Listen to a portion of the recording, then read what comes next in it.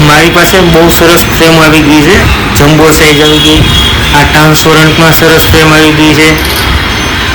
આ મેટલ બોડીમાં ફ્રેમ જોતી તો મેટલ બોડી મારી પાસે અવેલેબલ છે.